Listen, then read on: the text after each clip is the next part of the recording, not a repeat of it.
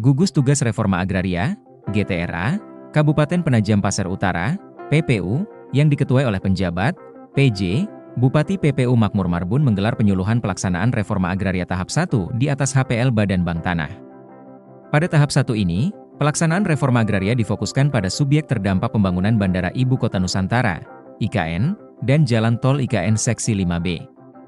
Sebanyak 129 orang yang merupakan subjek calon penerima reforma agraria tahap 1 diundang dalam kegiatan tersebut. Marbun mengatakan, penyuluhan ini merupakan salah satu tahapan yang harus dilakukan untuk mempercepat implementasi reforma agraria.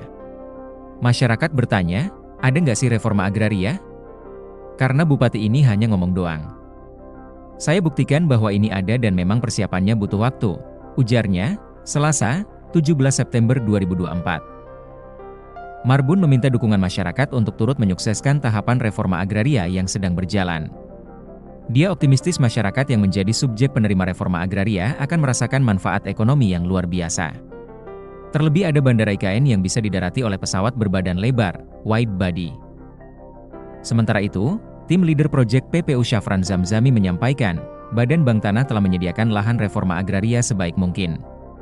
Sehingga, masyarakat sudah memiliki akses yang layak usai direlokasi. Penyediaan objek relokasi tahap 1 ini sebagai bentuk dukungan Badan Bank Tanah dalam menyukseskan program reforma agraria. Dengan memberikan kemudahan akses berupa pembukaan badan jalan. Adapun 129 orang yang merupakan subjek calon penerima reforma agraria tahap I terdiri dari 95 subjek terdampak pembangunan Bandara IKN dan 34 subjek terdampak pembangunan Jalan Tol IKN Seksi 5B. Sebelumnya, masyarakat terdampak pembangunan Bandara IKN dan Jalan Tol IKN telah diberikan penggantian melalui Skema Penanganan Dampak Sosial Kemasyarakatan, PDSK, oleh Kementerian Perhubungan dari sisi udara dan Kementerian PUPR dari sisi darat. Sebagai informasi, reforma agraria menjadi salah satu amanat besar yang ditugaskan pemerintah pusat kepada Badan Bank Tanah. Seluas total 30% lahan yang dimiliki oleh Badan Bank Tanah wajib disediakan untuk pelaksanaan program reforma agraria. Kabupaten Penajam Pasir Utara, Provinsi Kalimantan Timur, merupakan salah satu wilayah yang terdapat hak pengelolaan lahan, HPL.